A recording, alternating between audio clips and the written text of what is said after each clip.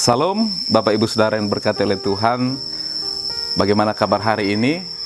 Tentunya kabar kita baik dan sehat. Dan hari ini Bapak Ibu Saudara, kita akan merenungkan firman Tuhan bersama-sama yang terambil di dalam Lukas pasal 6 ayat 46 sampai 49 tentang dua macam dasar. Saya akan bacakannya untuk kita bersama-sama. Mengapa kamu berseru kepadaku, Tuhan, Tuhan, padahal kamu tidak melakukan apa yang aku katakan? Setiap orang yang datang kepadaku dan mendengarkan perkataanku serta melakukannya, aku akan menyatakan kepadamu dengan siapa ia dapat disamakan. Ia sama dengan seorang yang mendirikan rumah. Orang itu menggali dalam-dalam dan meletakkan dasar di atas batu.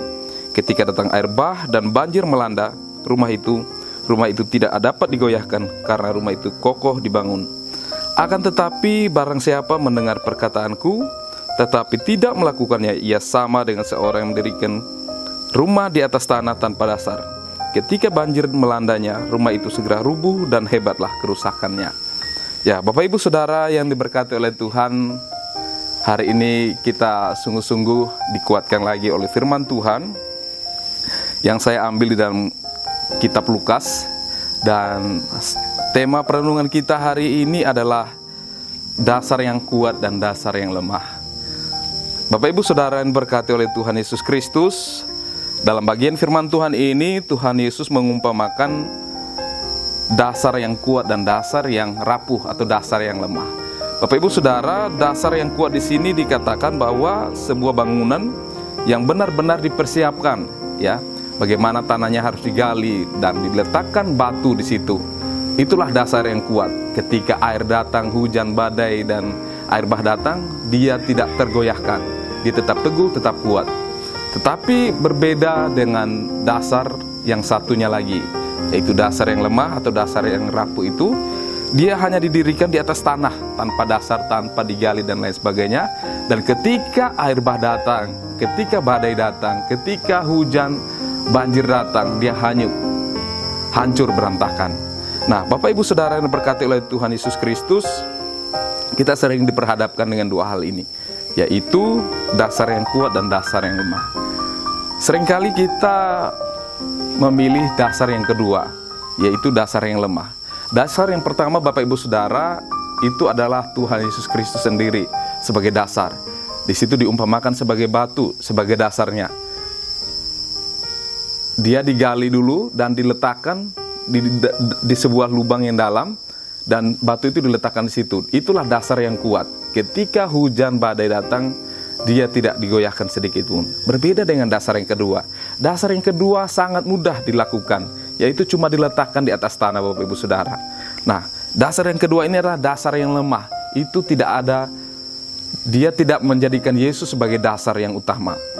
Sehingga ketika datang air bah, ketika datang badai, ketika datang hujan dan lain sebagainya, dia langsung hancur, tidak tersisa. Nah, Bapak Ibu Saudara yang berkati oleh Tuhan, apa pelajarannya bagi kita dari perumpamaan yang Tuhan Yesus ajarkan saat itu bagi kita? Nah, dari dua macam dasar ini, dasar yang kuat dan dasar yang lemah, seringkali kita memilih yang mudah. Seringkali kita memilih meletakkan dasar tanpa Tuhan Yesus. Ya, jika hidup kita diletakkan dengan dasar tanpa Tuhan, tanpa firman Tuhan, tanpa Tuhan Yesus, maka hidup kita akan rapuh, hidup kita akan mudah hancur, hidup kita akan mudah roboh, kita akan mudah hanyut terbawa arus. Tetapi berbeda dengan dasar yang pertama, yaitu dasar yang kuat.